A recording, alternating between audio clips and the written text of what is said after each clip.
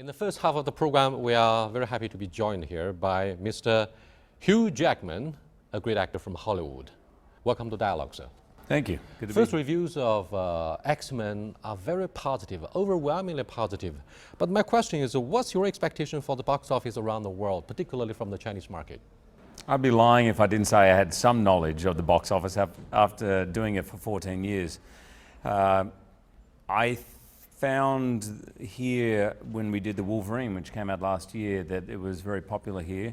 I'm hoping we can exceed that on this movie. As to the number, I'm not exactly sure, but to get into specifics, the Wolverine, the X-Men movies are always done between 400 and 450 million worldwide, about the same, all in that pocket. But I feel this movie appeals to a wider audience. It's the biggest movie we've had. As you said, it's been very well received, so I would hope that we exceed it. When this chapter of X-Men series is released in the Chinese market, it will be your 7th appearance as Wolverine. What's special about this chapter?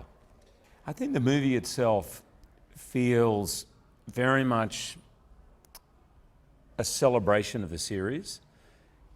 The original director, one of the writers from the last movies, the original actors as well as new actors have come together, and yet it somehow feels fresh and original. So it's by far the biggest. The action sequences and the special effects are incredible. It's way more than we've ever been able to accomplish.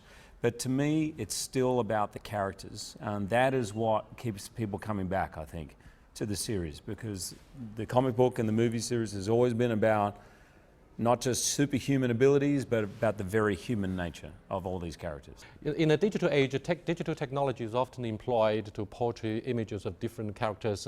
But is it true that it takes you hours to apply cosmetics and to use different masks? What can you tell us about this? Because we are very much interested in this inside story. Yes, no, we often joke that on a movie where millions of dollars are spent on special effects, why couldn't they just throw a bit of the budget my way so I didn't have to work out so much? But I did, and they don't. So I work out a lot. You know, some of the characters, if you look at Jennifer, it's hours in makeup to get that appearance, and Fan Bingbing went through 4 hours a day in makeup. And so in the end, all that hard work is worth it. But for me, physically, Wolverine is animalistic. You have to feel that there's a ferocity to him. So I wanted his body and his appearance to reflect that. And in order to achieve that as a 45-year-old man, it takes a lot of time in the gym. Do you think Call of the Wild, namely animalistic of the wolf, is very close to Call of the Wild as portrayed by Jack London in his novel? It's about the wild, it's about the animal instinct. So what part of your character is brought to the movie? That's a great question. For me, the internal battle of Wolverine, the animalistic versus the human, or the chaotic versus the control, it's been seen through literature forever. You can go back to Greek mythology, the Bacchae, where there are parts of us that are instinctive, that are creative, that are not reasoned, that are emotional. And we need those parts. We get things done with that, but also it can be dangerous. And so we have to use our brains. Wolverine is that battle. He just wants to do things himself. He wants to get it done. He doesn't think about things. He's instinctive, he's impulsive, he's angry. And in this movie, he's not allowed to employ any of those skills or qualities. In this movie, he has to be a guide, a mentor, a diplomat. He has to be careful and patient, which was very different for him.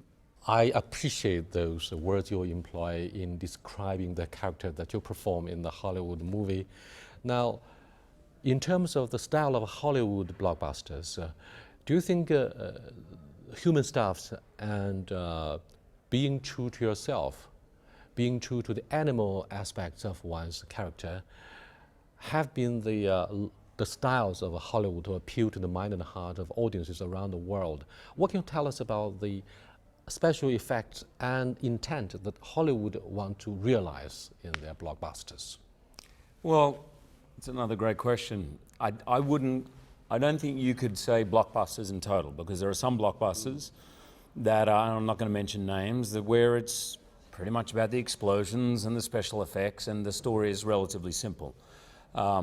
I don't think X-Men is. I think X-Men has always had, whilst it is spectacular, whilst it is thrilling and exciting and funny at times as well, it has always had something to say. I think its ambitions thematically are somewhat higher than most. And the general themes would be around tolerance, around acceptance.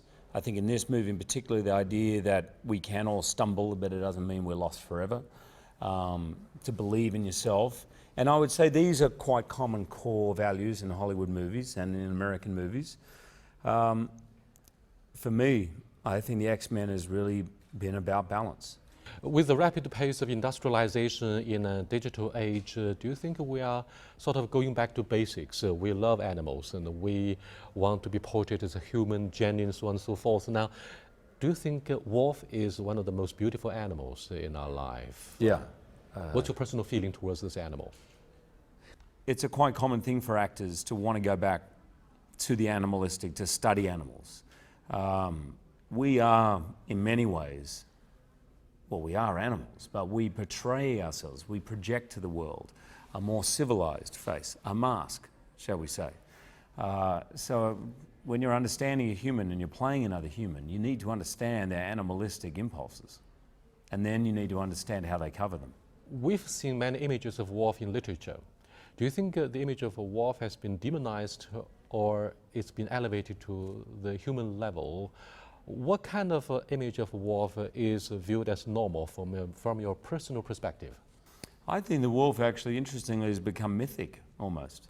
I think the view of wolves, which is seen through legends throughout time, is now seen as this mythic animal, probably because they exist in a pack, reminds us of the family unit that we have, and yet in many ways they are quite solitary and on their own. There is something about them which fascinates humans. Are you a lonely wolf in the movie? Because wolves tend to act in packs. They gather together, they refuse to act alone. So what's the way of life that you want to portray in the blockbuster? He's very much a reluctant team member. He is a loner. In the comic book and in the movies, we've often seen him portrayed as someone desperately wanting to get away, to be on his own, to be solitary.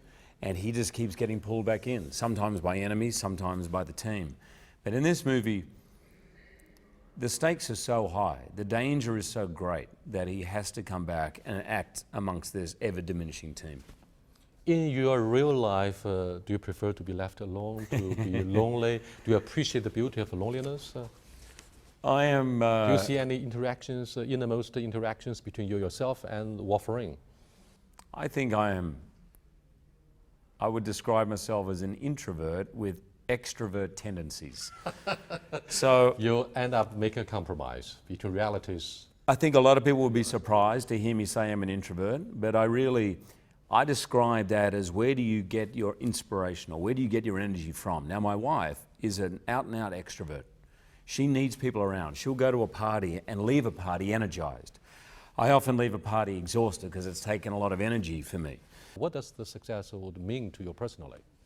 More intrusion into the Chinese market? Yeah, I really hope it is successful. I've been to China a number of times and I've been amazed at how quickly everything is growing here. I mean, I'm not just talking about the movie business, everywhere. It's one of the most exciting places in the world to visit because you feel everything is on the move so quickly. It's bustling, it's exciting. There's even more energy. When I go to Beijing or Shanghai, I feel even more creative energy than I do in New York. So for me, I think that it would be very gratifying for this to be successful here, to be able to, because the movie is about how interdependent we are. And for an American movie to be very successful here, for me, would be another sign of how linked we're becoming rather than apart. We are talking about the comparison between Aussies and the Chinese viewers here in the mega cities like Shanghai and Beijing. You may have been misled by the ambitious New Yorkers in Beijing and Shanghai in sharp contrast against the mild character of Aussies. Do you see this sharp difference here? Yeah, there is a difference. There is a cultural difference for sure. Australians like to work hard, actually. It's part of our, I suppose, face to the world that we seem very laid back and you know, oh, she'll be right, mate, don't worry, no worries. But actually, Aussies do like to work hard. We also like to play very hard as well. How does it feel as Aussie to be viewed in Hollywood as a superhero? It feels great. It Feels surreal. You know, I'm an actor who hopes to do Shakespeare, Wolverine, Les Miserables, a number of different things. I like to do different things, but it always gratifies me when I run into 12, 13, 14-year-olds who look up at me, and I can tell they're looking up at me in the way I used to think about Indiana Jones. You know, there's something about Wolverine and the other characters in X-Men that they relate to and also aspire to. And that's, you know, that's a great thing. It's a great thing for an actor to feel. You know, Hugh, you look great physically, and I'm talking about how you feel like a superhero. Now, do you think by instinct, and there is a general trend for a human being to worship superheroes, and this has been one of the major hallmarks of Hollywood blockbusters? Yeah, they're certainly dominating, I think, the blockbuster world in Hollywood, that's for sure. I mean, it's difficult to know every reason why, but I think they're attracting great directors, they're attracting good writers, good actors, and the storylines themselves, the ones that work the best, for me, have a wish fulfillment and excitement of watching things that we could never do. And special effects and action sequences that are amazing and are escapist. But actually they're about human issues and human frailties and human vulnerabilities. And all the characters in X-Men, if you think about it, are really incredibly human and flawed. And I think that's the success, why you can relate to them. Do you think there is a basic strong feeling shared by different races that we have been long enslaved by our culture, our values, the digital technology, our customs, education?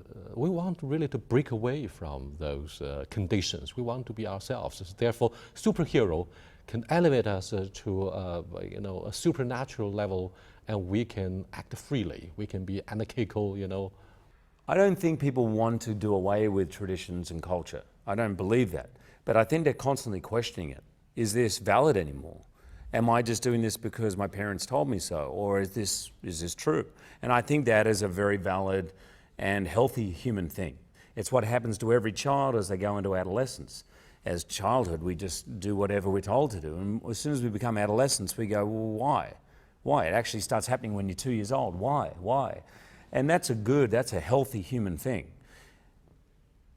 I think what's great about these movies is particularly teenagers can look at these characters who have way more strength and power than they will ever have. If only I could fly, if only I had claws, if that bully came and got me tomorrow at school, if only I had claws. But don't you think this is a little bit too dangerous for kids? Perhaps they would prefer to jump from the balcony and without any, you know, this is kind of a fantasy, this is illusion, this is very dangerous. I don't think any more dangerous than the great Greek myths. We've seen through all time, stories, fairy tales. This is a common thing, and these stories are not there to make us think that we can jump off a building or that we can punch somebody tomorrow in the playground who's much bigger than us. That's not the reason behind it. The reason behind these stories, going way back to fairy tales or all that, is actually to help us cope with all those feelings. Hugh, the last question is very much about why more and more Chinese actors and actors are featured prominently in starring roles of Hollywood movies, very quickly. Because they're good. They're good. They're good. Is it for marketing?